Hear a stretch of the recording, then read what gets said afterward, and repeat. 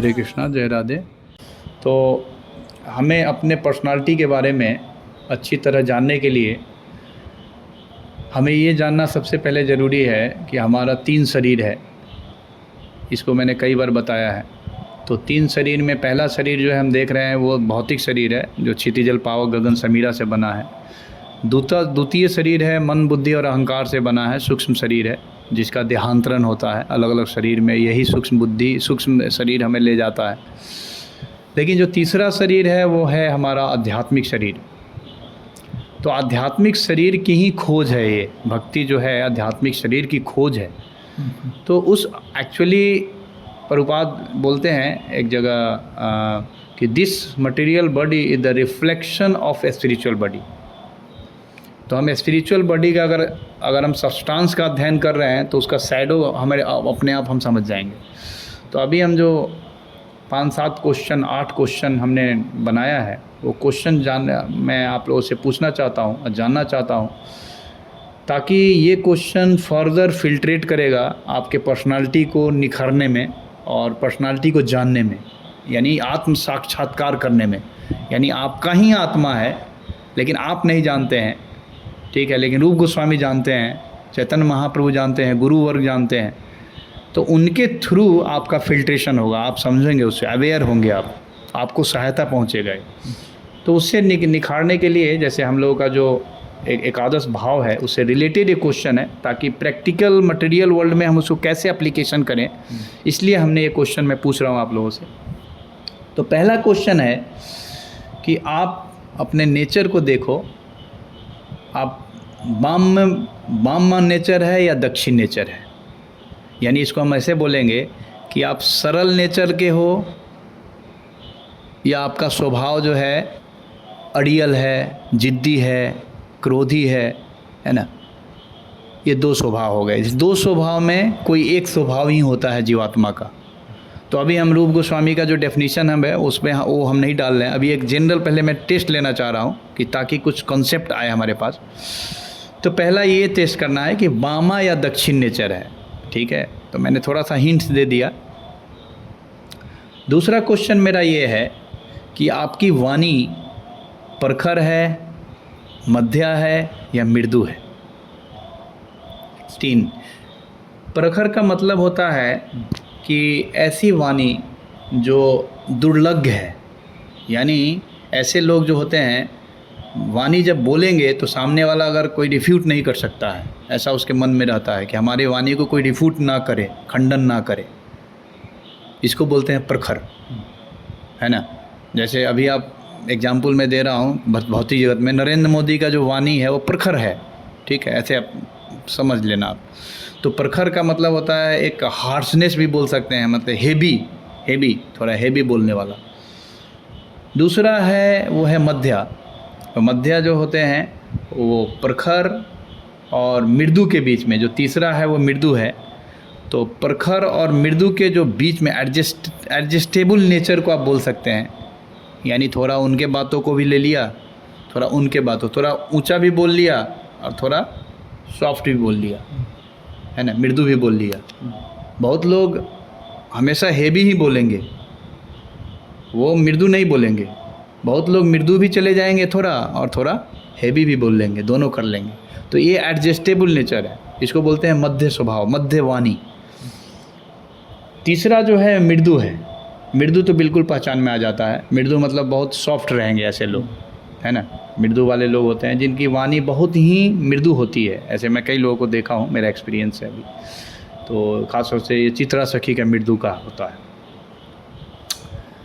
तीसरा क्वेश्चन है मेरा कि आपकी हॉबीज़ क्या है ना। ये मुझे चाहिए हर व्यक्ति से, पर्सनालिटी चेक करने में मुझे बहुत हेल्प करेगा। हॉबी मतलब होता है कि आप इंटरेस्ट लेते हो, खाली समय में आप वो करना पसंद करते हैं, नेचुरल, जिसमें आपकी रुचि है।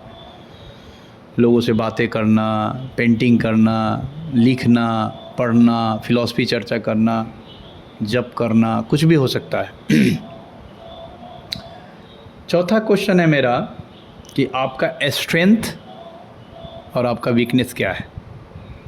हर पर्सनालिटी के अंदर स्ट्रेंथ भी होता है और वीकनेस होता है। ये दोनों पॉइंट आपके आत्मा को साक्षात्कार करने के लिए ज़रूरी है।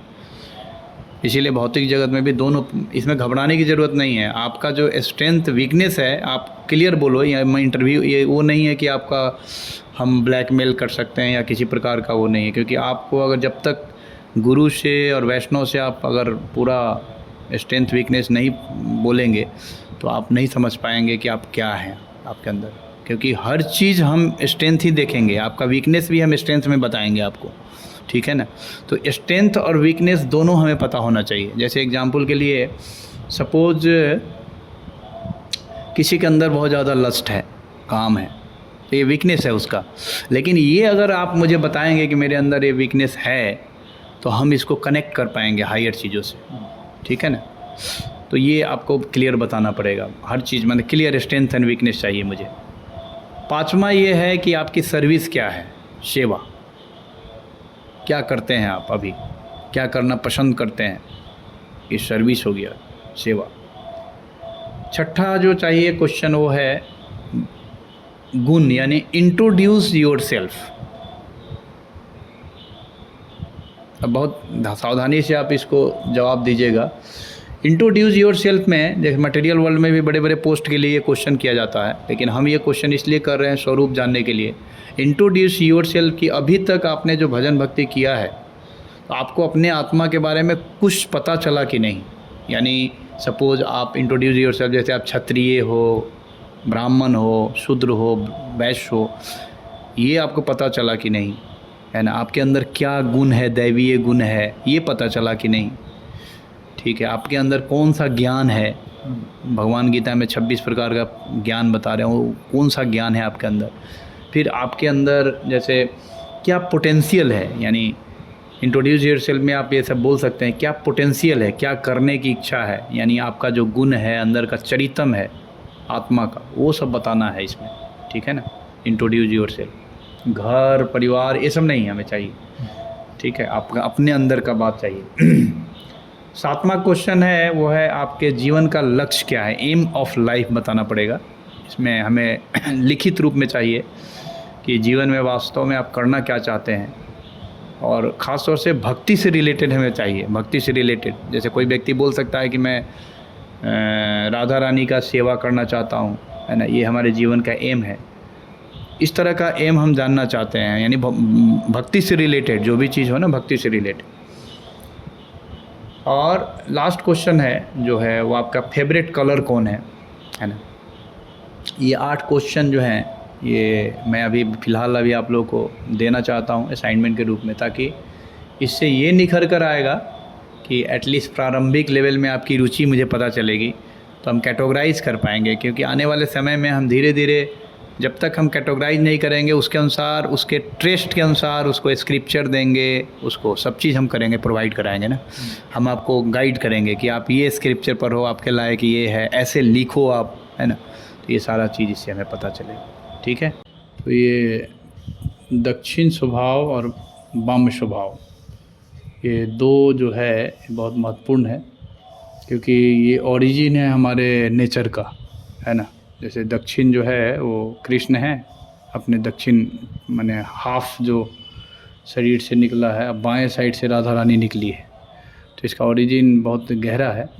तो मटेरियल वर्ल्ड में हम इसका एप्लीकेशन कैसे करेंगे अपने व्यवहार को जानने के लिए, ये बहुत महत्वपूर्ण है। तो इसका रूप गोस्वामी दक्षिण नायक का जो परिभाषा दे रहे हैं, जो दक्षिण स्वभाव वाले लोग होते हैं, उसका परिभाषा ये है कि ये ऐसे लोग नायक से सरल सीधा व्यवहार रखने वाले होते हैं। दूसरा लक्षण है इसका कि नायक के प्रति युक्ति युक्त वचन बोलने वाले होते हैं, है ना, यानी बात बोलेंगे वो। फिर तीसरा जो लक्षण बता रहे हैं, नायक के प्रशंसा वाक्यों से वशीभूत होने वाली नायिकाओं को दक्षिण स्वभाव का। और चौथा पॉइंट है जो नायिका मान करने में असमर्थ है, यानी मान नहीं करता है, वो भूल जाता है, वो कोई सा उसको डांटेंगे या कुछ करेंगे। फिर उसका और भी रसिक मीनिंग है। रसिक मीनिंग वो भी थोड़ा मैं बोल देता हूँ। दक्षिण नायक का एक सरल होता है, मतलब सरल होता है ऐसे लोग। अनेक नायिकाओं में समभाव रखने वाले नायक को दक्षिण स्वभाव कहते हैं, ये भी एक परिभाषा है। तो ठीक है, यहाँ तक मैं। और भी इसका मीनिंग है जेंटल, सुशील, सभ्य, सीधा, नम्र, हल्का, धीमा, दयालु, भला, सुकुमार, ये सब दक्षिण ऐसे लोगों को बोलते हैं। ठीक है। कृष्ण के 64 गुण में दक्षिण एक गुण होता है। सुशील स्वभाव के कारण कोमल चरित्र वाले व्यक्ति को विद्वान दक्षिण कहते हैं। तो ये सब डेफिनेशन है, इसके आधार पे आप अपने मतलब स्वभाव को आइडेंटिफाई कर सकते हैं। फिर दूसरा स्वभाव है वह है बामा स्वभाव।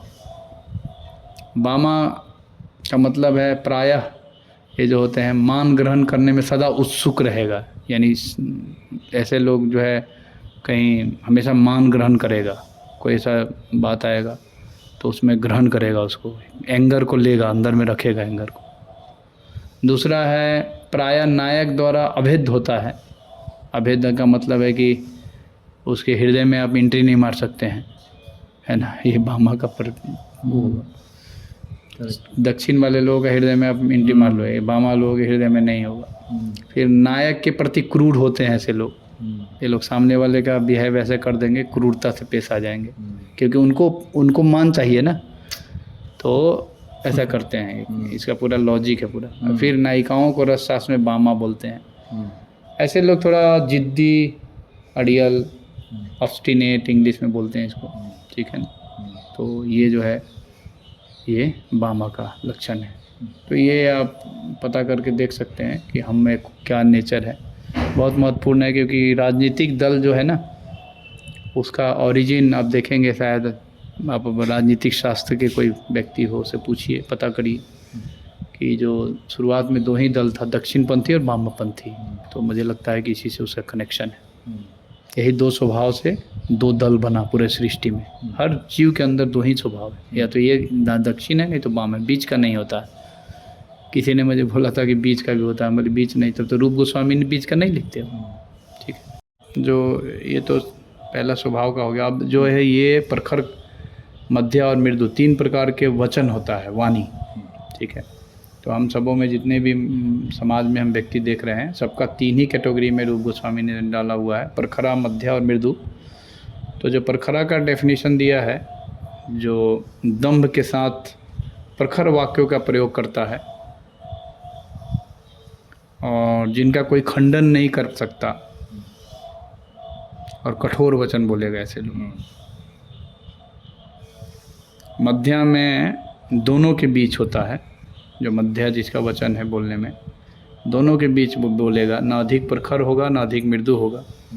कठोर और मृदु दोनों इसके वाणी में लगभग रहेगा। लेकिन मृदु का स्वभाव जो है वो मृदु वचन बोलने वाली, मृदु वचन का प्रयोग करने वाली, यानी सॉफ्ट स्पीकिंग हुआ है, किसी के हार्ट को नहीं कर पाएगा। तो इस तरह से तीनों का ये अंतर है। हरे कृष्णा, जय राधे। राधे राधे राधे।